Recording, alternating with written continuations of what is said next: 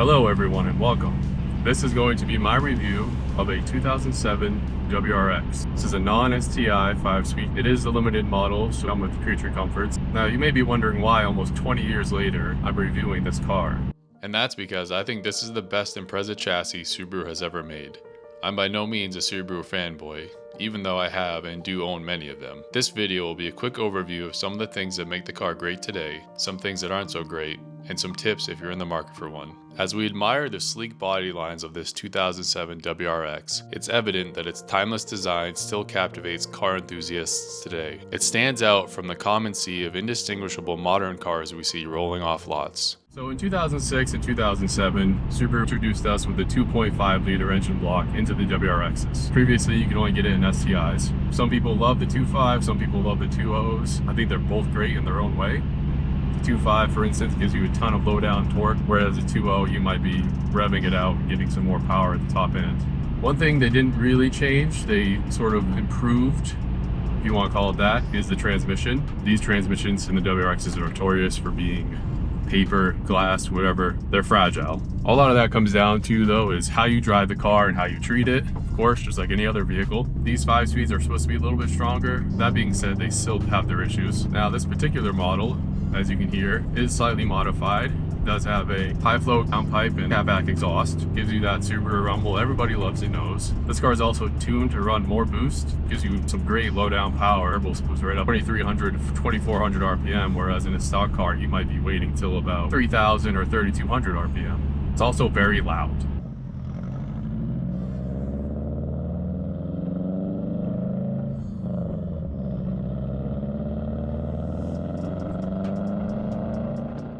Now, the type of people that buy this car new in 2007 might not be such hardcore rally fans as they would in today's standards. If you're going to buy this car today, you probably have an idea of Subaru and its rally heritage and where these cars come from. Along with the engine, we also saw some exterior updates for this car, including the infamous Hawkeye headlights that everybody loves.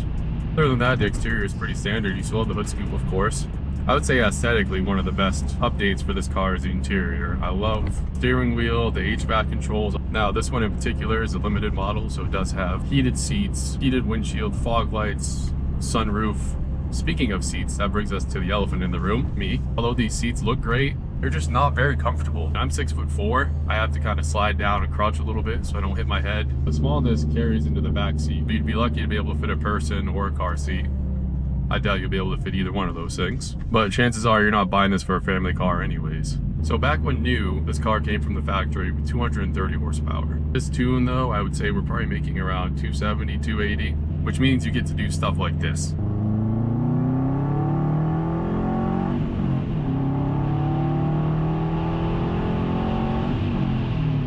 Everybody knows that Subarus are notorious for head gasket issues.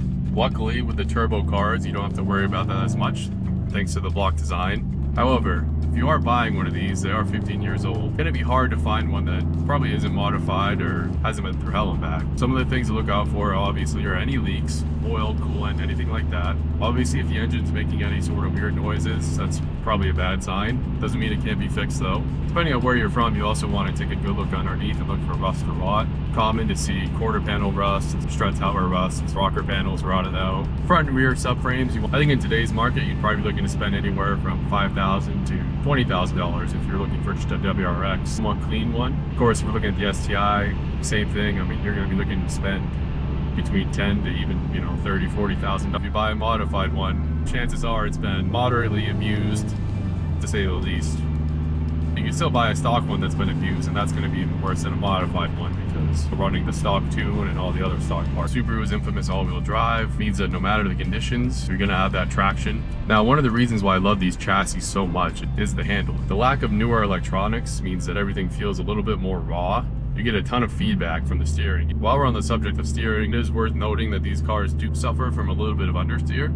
That is something that could be easily changed either by your driving style or modifications like coilover suspension and some stiffer bushings. As far as maintenance and modifications go, I mean, Subarus are making this engine for years, so there is a heap of aftermarket parts. Still get a ton of new parts. So again, back to that question, why? Why would you buy this car in 2024 when there are arguably so many better cars?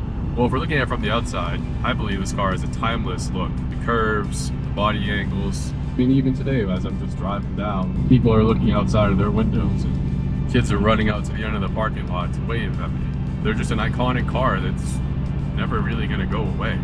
And that was my quick review of why I think this is the best WRX/STI chassis today. There's so much more I could talk about, but I think the only way you can experience this car fully is to go out and buy one for yourself. Thank you all for watching, and I hope you enjoyed this quick video. Let me know in the comments what you think of this chassis, and be sure to subscribe for future content including, but not limited to, full builds, reviews, and maybe some road trips.